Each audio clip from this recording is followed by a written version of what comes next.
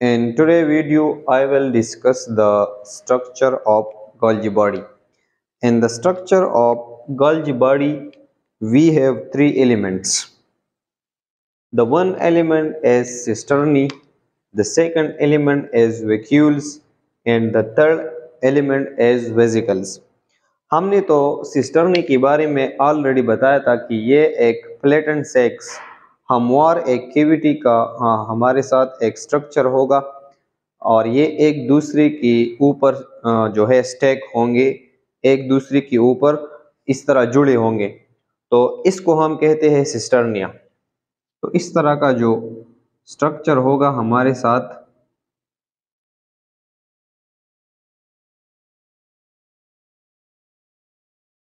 Golgi body में, तो इसको हम कहते हैं सिस्टर्नी। सेकंड जो हमारे साथ गोल्जी बॉडी में स्ट्रक्चर है उसको हम कहते हैं वैक्यूल्स।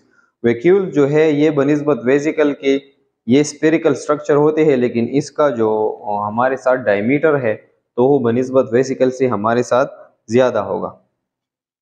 तो इसी तरह हमारा साथ एक बड़ा वैक्यूल जो है इसकी हमारे साथ स्ट्रक्चर में पाया जाएगा। थर्ड जो हमारे साथ इसकी स्ट्रक्चर में एलिमेंट है उसको हम कहते हैं वेसिकल्स। तो ये वेसिकल जो है ये वैक्यूल से डायमीटर में थोड़े स्मॉल होते हैं। तो ये तीन एलिमेंट जो है ये आपस में कंबाइन होते हैं और ये हमारे साथ बनाती है गोल्जी बॉडी का स्ट्रक्चर। तो अगर आप देखें ये हमारे साथ है गोल्जी बॉडी का स्ट्रक्चर, इसमें ये जो एलिमेंट है ये हमारे पास है सिस्टर्नी,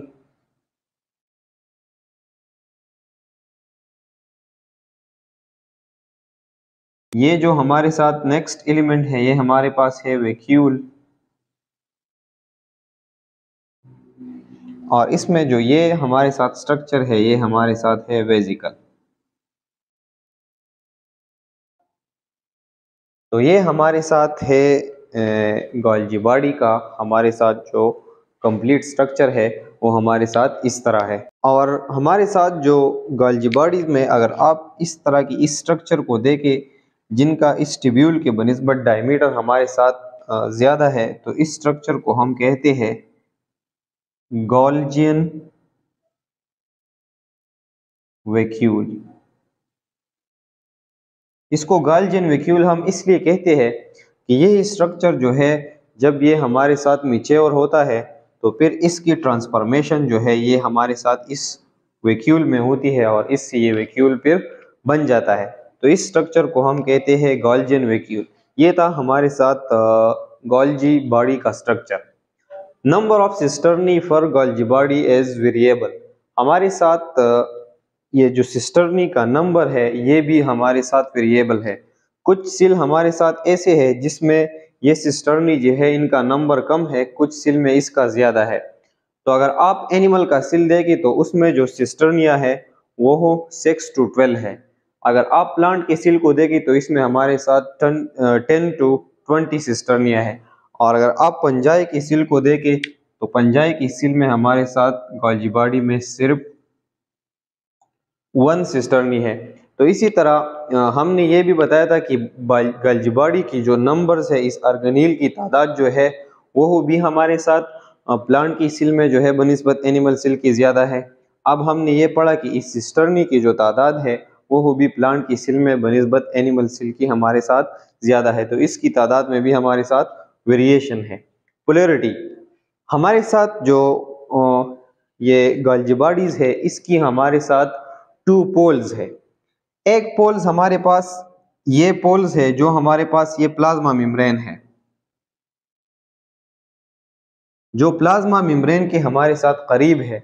तो प्लाज्मा अगर आप देखें तो ये हमारे साथ इसमें थोड़ी डिप्रेशन आपको नजर आ जाएगी। इस डिप्रेशन को हम कहते हैं कनकेव। ये जो हमारे साथ फोल है ये कनकेव हुआ है, थोड़ा ये नीचे की तरफ गया है, तो ये इसका हमारे साथ है कनकेव फोल। अगर आप इसकी इस साइड को देखें तो ये हमारे पास आउटवर्ड जो है बल्ज हुआ है और ये पोल जो है ये हमारे साथ न्यूक्लियर मेम्ब्रेन के करीब है। तो ये पोल जो हमारे पास है ये है कॉन्वेक्स।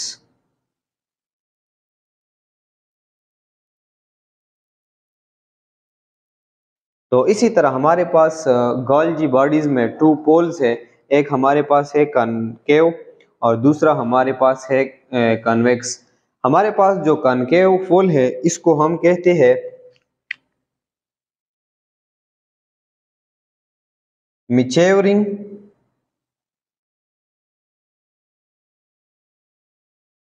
पेस, या इसको हम कहते हैं ट्रांस पेस, जो हमारे साथ प्लाज्मा मेम्ब्रेन के करीब है। इसी तरह इस कन्वेक्स जो हमारे साथ पोल है इसको हम कहते हैं सिस पेस,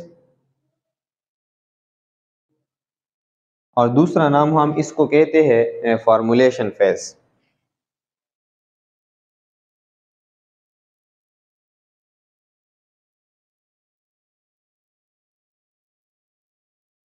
तो इसी तरह हमारे पास जो गोल्जी बॉडी है इसकी हमारे पास टू फेज है।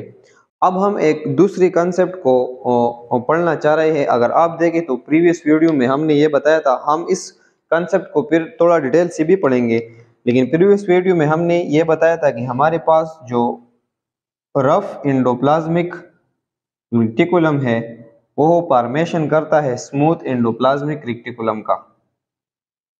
ये स्मूथ एंडोप्लाज्मिक रेटिकुलम हमारे साथ फॉर्मेशन करती है गोल्जी बॉडीज की, इससे गोल्जी बॉडीज बनती है और ये गोल्जी बॉडीज फिर हमारे साथ बनाती है लाइसोसोम।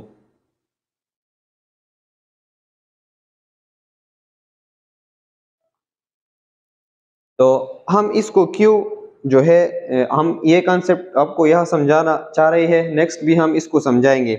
हम यह क्यों इसको फार्मूलेशन फेस या सिस फेस कहते हैं। तो हमारे साथ ये जो बेसिकली ये वेजिकल्स है, तो ये वेजिकल हमारे साथ जो है एंडोप्लाज्मिक रेटिकुलम से आया है। इसमें या हमारे पास प्रोटीन होंगे या लिपिड होंगे। तो ये वेजिकल जो है ये हमारे साथ इस गाल्जी अपरेटस की सिस्टर्निया को है उसको अटैच होंगे, और अगर इसमें ये हमारे पास एक दूसरे के साथ इंटरकनेक्टेड भी है, ये सिस्टर्निया हमारे साथ एक दूसरे के साथ कनेक्टेड भी है।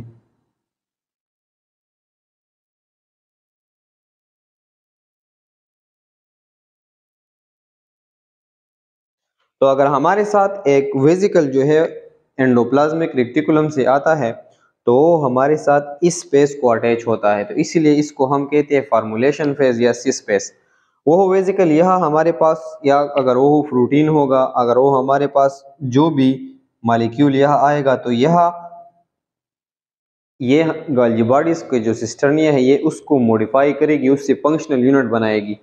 तो ये प्रोटीन जो हमारे पास फंक्शनल यूनिट बन जाएंगे तो ये फिर यह हमारे साथ अकमुलेट होंगे और इससे हमारे पास वैक्यूल के फॉर्म में ये रिलीज होंगे, या तो फिर ये सेल में हार्मोन की काम करेगा या सेल में वो एंजाइम की तरह अपना एक रोल परफॉर्म करेगा। तो ये जो वेजिकल हमारे साथ फिर निकलते हैं और सेल से बाहर जाते हैं तो इसको हम कहते हैं प्राइमरी वैक्यूल।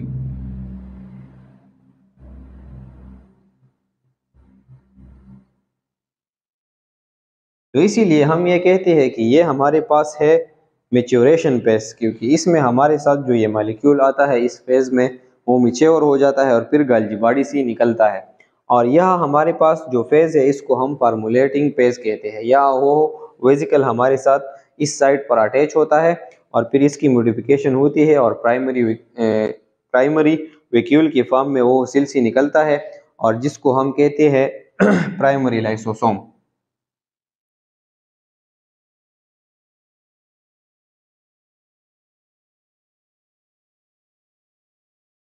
तो इस तरह हमारे साथ इस गोल्जी बॉडी की स्ट्रक्चर बनती है कि एंडोप्लाज्मिक रेटिकुलम से वेजिकल आएंगे, वो इसकी हमारे पास जो सिस फेस है या इसको हम फार्मुलेटिंग फेस कहते हैं, तो उनको अटैच होंगे।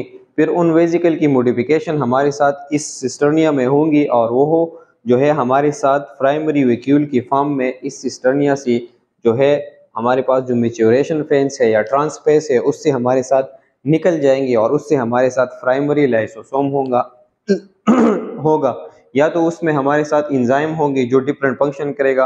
अदर जितनी भी सिक्रीशन हमारे पास जितना भी फंक्शन है, जितनी भी सिक्रीशन है गोल्जी बॉडी की जो हम नेक्स्ट वीडियो में पढ़ेंगे, तो इस फॉर्म में इससे रिलीज होंगे।